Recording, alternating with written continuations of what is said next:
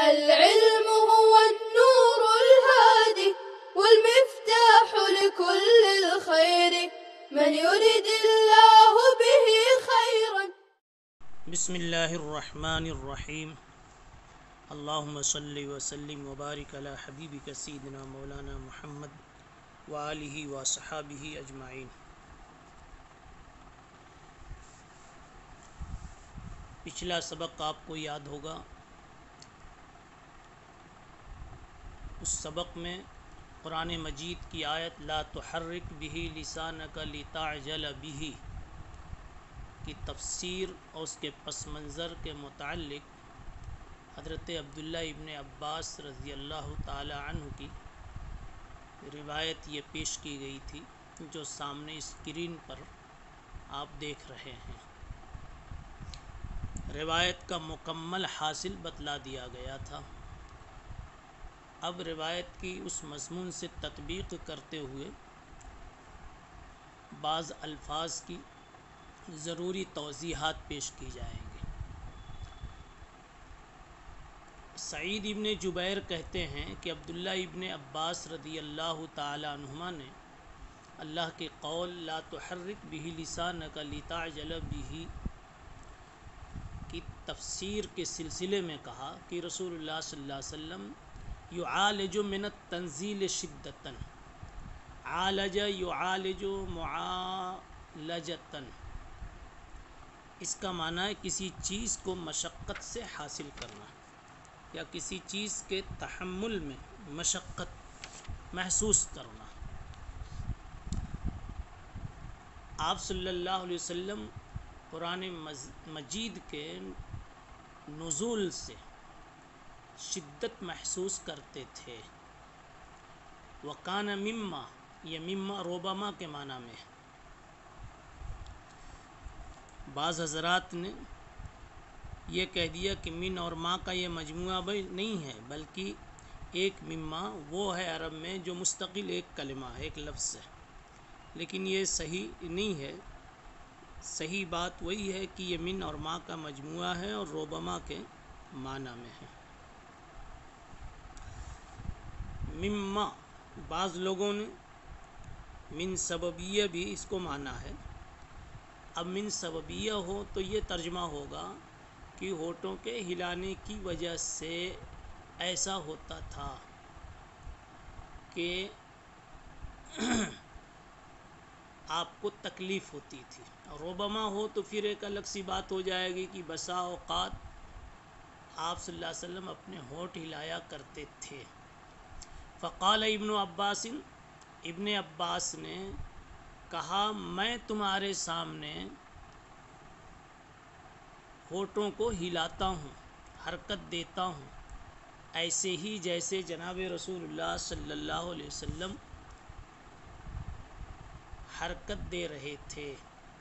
چنانچہ ابن عباس نے دکھایا حرکت دے کر کے، اور پھر سعید ابن جبیر نے اپنے شاگرد موسیٰ ابن ابی عائشہ کو کہا کہ میں تمہارے سامنے حرکت دیتا ہوں جیسا میں نے دیکھا ابن عباس رضی اللہ عنہما کو حرکت دیتے ہوئے.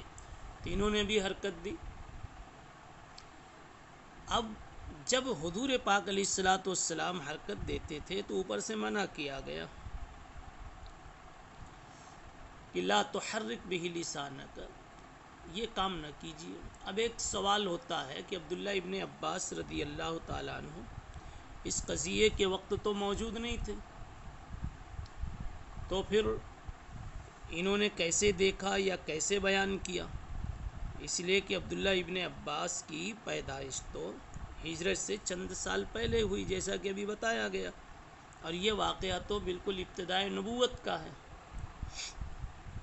تو اس کا جواب یہ ہے کہ ممکن ہے حضور پاک صلی اللہ علیہ وسلم نے کسی وقت اپنی اس کیفیت کو ان سے بیان فرمایا، اور اس بات کو مسند ابو داؤد طیالسی میں صاحب مسند نے نقل کیا کہ آپ صلی اللہ علیہ وسلم نے ان کو تحریک شفتین کا اندازہ کر کے بتایا تھا اور انہیں سکھایا تھا. لا تحرک به لسانک لتعجل به، یہاں آگے کہا گیا کہ ان علینا جمعہ وقرآنہ، جمع کر دینا دل میں یہ بھی ہماری ذمہ داری، آپ کے سینے میں محفوظ کر دینا۔ یہاں سے ہی پتہ چلتا ہے قرآن مجید محفوظ رہے گا، آپ اس کی فکر نہ کریں۔ اور ایک چیز اور ہے وقرآن، اس کا ایسا پڑھوا دینا جیسا ہمیں مطلوب ہے، وہ بھی ہماری ہی ذمہ داری۔ فَإِذَا قَرَأْنَاهُ فَاتَّبِعْ قُرْآنَهُ، اس لیے جب ہم پڑھیں تو آپ ہمارے پڑھنے کے بعد آپ پڑھا کریں، اور جب ہم پڑھتے رہیں یعنی جبریل جب سنائیں تو اس وقت آپ دھیان سے سنیں اور چپ رہیں۔ تو ہمارے پڑھنے کی طرح سے آپ پڑھیں۔ اس سے پتہ چلا کہ پڑھنے کا انداز اور لہجہ بھی وہی مطلوب ہے جو آسمانی ہے، اور اسی کو تجوید کہتے ہیں۔ اس لیے جب تک آدمی کی تجوید درست نہ ہو، حروف کی ادائیگی میں مخارج اور صفات درست نہ ہو، اس وقت تک اس نے قرآن کے پڑھنے کا گویا حق ہی ادا نہیں کیا۔ اس لیے قرآن جب اللہ پڑھوائیں گے تو اس کا حق مکمل کرتے ہوئے، قرآن کا حق دیتے ہوئے پڑھوائیں گے، یعنی تجوید کے ساتھ۔ اس سے یہ پتہ چلا کہ ہر انسان کو قرآن مجید اس طرح پڑھنا چاہیے جیسے مطلوب ہے، یعنی تجوید کے ساتھ۔ تو وقرآنہ میں افتبع قرآنہ میں تجوید کی اہمیت بھی چھپی ہوئی ہے۔ ثم ان علینا بیانہ، اس کا مشہور معنی یہی ہے کہ جو کچھ ہم نے آپ کے سامنے پڑھ دیا اس کو پھر آپ کے دل میں محفوظ بھی کر دیا، اب ہماری ذمہ داری ہے کہ ہم اس کا بیان بھی آپ کو سکھلا دیں گے۔ بیان کہتے ہیں تفسیر کو، یعنی جو کچھ قرآن مجید میں مجملات ہوں گی، مبہمات ہوں گی، ان کو واضح کر دیں گے اور اس کی تفسیر آپ کے دل میں ڈال دیں گے۔ اس کے آگے فرماتے ہیں ثم ان علینا ان تقرأہ، یعنی اس کی تفسیر یہ ہے کہ ہمارے ذمے ہے کہ ہم آپ کو وہ پڑھوا دیں گے۔ یعنی بیانہ کا ایک معنی تو وہ بتایا کہ بیانہ بمعنی تفسیر ہے، لیکن اب حضرت ابن عباس رضی اللہ عنہ نے یہاں بیانہ سے مراد آپ کا لفظی تلفظ لیا، پڑھنا مراد لیا کہ ہم نے اس کو ایک مرتبہ آپ کو پڑھ کر سنا دیا، اب ہماری ذمہ داری ہے کہ آپ اس کو آگے بھی بار بار پڑھتے رہیں گے، ایسا کچھ نہیں ہے کہ آپ اس کو بھول جائیں گے۔ اب یہ ذمہ داری اس طرح سے بھی ادا کی گئی کہ جبرائیل امین تشریف لاتے تھے، ہر سال رمضان شریف میں قرآن مجید کا دور کرتے تھے۔ یہ اس حدیث سے متعلق چند جزوی باتیں تھیں جو رہ گئی تھیں، وہ پیش کر دی گئی۔ اب دوسری حدیث دیکھیے۔ اچھا، اس حدیث کی جو مناسبت ہے بدء الوحی سے، وہ بھی ظاہر ہے۔ مناسبت یہ ہے کہ یہ ہونٹوں کی تحریک کا مسئلہ اور پھر اوپر کی ساری گفتگو کہ آپ اس کی فکر نہ کریں، ہم سب کام کرا دیں گے، یہ بالکل ابتدائے وحی ہی میں سب کچھ پیش آیا تھا۔ اور بدء الوحی کا سے مراد بدء امتدادی اور اس کی مبادیات مراد تھی، اس لیے اس حدیث کو اس کے ساتھ مناسبت ظاہر ہے۔ اس کے علاوہ کیف کو اگر استعظام کے لیے لیا گیا تھا اور اس اعتبار سے آپ دیکھیں مناسبت، تو عظمت وحی کا بیان بھی اس میں، اس لیے کہ عظمت ہی کا یہ اثر تھا کہ آپ صلی اللہ علیہ وسلم یعالج من التنزیل شدتاً، آپ کو تکلیف محسوس ہوتی تھی اور جلدی جلدی آپ اس کی عظمت ہی کی وجہ سے دہرانے کی کوشش کرتے تھے۔ تو یہ اس اعتبار سے اور اس زاویے سے کیفہ استعظام کے لیے لے کر کے بھی اگر مناسبت تلاش کرے تو مناسبت ظاہر ہے۔ وبه قال حدثنا عبدان قال اخبرنا عبداللہ قال اخبرنا یونس عن الزہری قال وحدثنا بشر بن محمد قال حدثنا عبداللہ قال اخبرنا یونس ومعمر نحوه عن الزہری۔ یہ سے پہلے بھی زہری ہے اور ادھر ابھی جہاں پڑھ کر کے آپ رک گئے وہاں بھی زہری ہے، تو یہ ہائے تحویل کے ساتھ دو سندیں امام بخاری رحمۃ اللہ علیہ نے اس روایت کی سنائی آپ کو، اور زہری پر دونوں سند پہنچتی ہے۔ تو زہری اس سند کے اس روایت کی سند کے مدار اسناد ہے۔ اس میں جو عبدان ہے اس کو ایک مرتبہ آپ یاد کر لیجئے کہ یہ عبدان کون ہے۔ یہ عبدان اصل میں لقب ہے عبداللہ ابن عثمان ابن جبلہ کا۔ پھر عبدان ان کو کیوں کہا گیا؟ دو قول ہیں۔ پہلا قول یہ کہ عربوں میں بعض ہیئتوں میں اور شکلوں میں اعلام کی تبدیل کا ایک رواج تھا۔ ایک جیسے سمدان کہتے تھے سمد سے نکال کر، حمدان کہتے تھے احمد سے نکال کر، وہبان کہتے تھے وہب سے نکال کر، تو آگے الف نون لگا کر کے بولتے تھے عبدان، حمدان، سمدان۔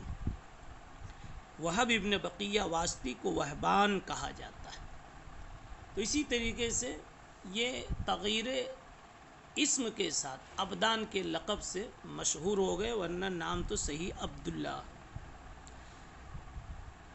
دوسرا قول یہ ہے کہ ان کی کنیت ہے ابو عبد الرحمن، نام عبداللہ، کنیت ابو عبد الرحمن، دونوں میں عبد عبد ہے، تو دو عبد جمع ہو گئے، اس لیے اب کہنے والے نے ان کو عبدان کہہ دیا۔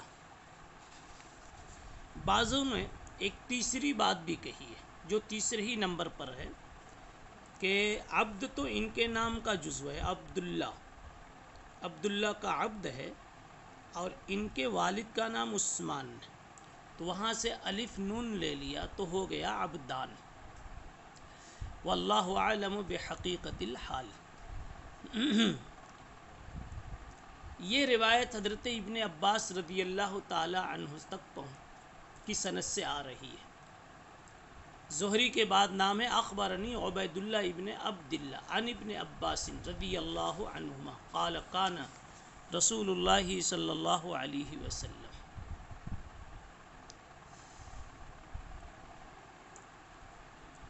سند میں جو عبدان نام آیا تھا ان کے اوپر جو نام ہے وہ عبداللہ۔ یہ کون عبداللہ ہے؟ یہ بڑے مشہور عبداللہ ہے، لیکن آگے کی نسبت یا صفت منقول نہ ہونے کی وجہ سے، نسب اور نسبت نہ ہونے کی وجہ سے غیر معروف سے لگ رہے۔ یہ عبداللہ ابن مبارک رحمۃ اللہ علیہ، عبداللہ ابن مبارک ابن واضح حنظلی مروزی، نہایت مشہور محدث، امام بخاری کے شیخ ہیں اور امام ابو حنیفہ کے شاگردوں میں ہیں۔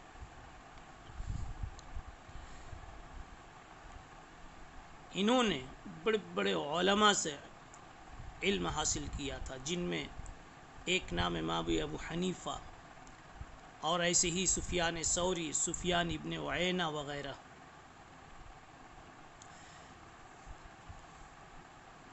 ان کے بارے میں ہر اعتبار سے کمال کتابوں میں لکھا جاتا ہے، اخلاق کے اعتبار سے اور علم کے اعتبار سے، فقاہت کے اعتبار سے، محدثیت کے اعتبار سے، حتیٰ کہ میدان کارزار کی خدمات کے اعتبار سے،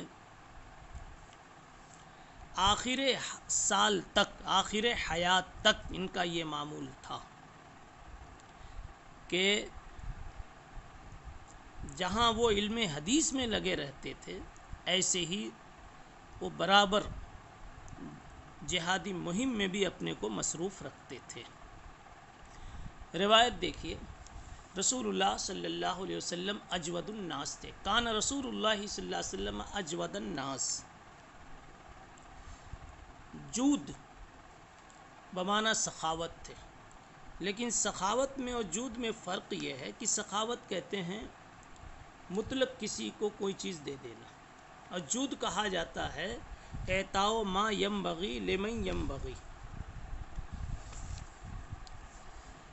اعطاء ما ینبغی من ینبغی، کسی کے مناسب حال کوئی چیز دینا۔ مثلا مولویوں کو ہدیے میں کتاب دینا، قلم دینا، کاغذ دینا، دکاندار کو اس کے دکان کے مناسب کوئی چیز دینا، بچوں کو بچوں کی زندگی اور عمر کے مطابق کھلونے وغیرہ دینا، اس کو جود کہتے ہیں۔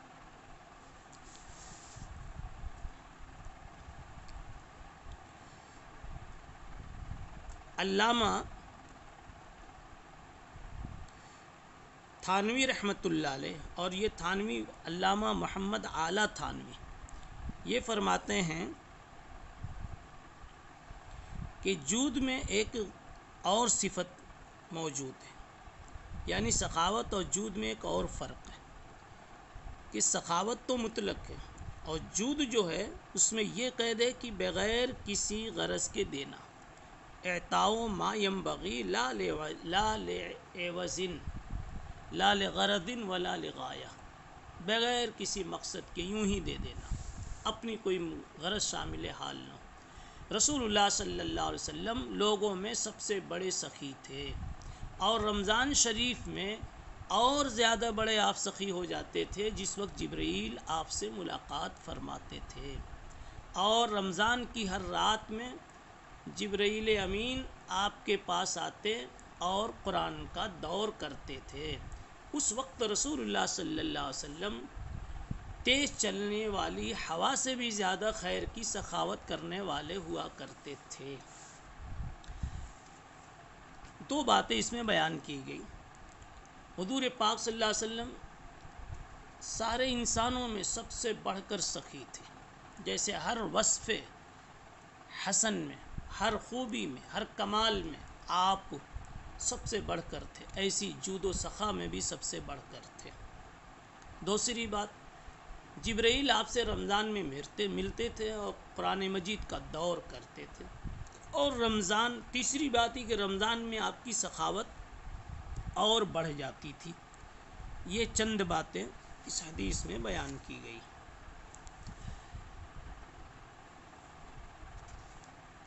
حضور پاک صلی اللہ علیہ وسلم کی سخاوت کے بہت سارے واقعات سیرت کی کتابوں میں منقول ہیں۔